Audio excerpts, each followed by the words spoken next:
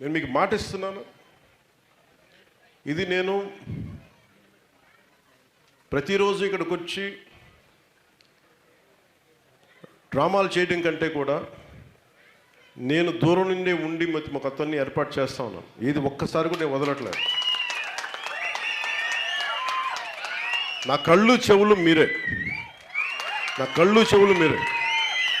మీరు ఒక సమస్యని దృష్టికి తీసుకొస్తే ఏర్పాటు చేసే బాధ్యత మేము తీసుకుంటాం. కింద పడతాము, మీద పడతాము, ఇబ్బందులు పడతాము, కానీ సమస్యకి పరిష్కారం వెతుకుతాం. ఎందుకంటే మీరు ఇచ్చిన స్ఫూర్తి అలాంటిది. పిఠాపురం మీరు బలంగా నిలబడి రాష్ట్రాన్ని కాదు దేశాన్ని రక్షించారు. మీరు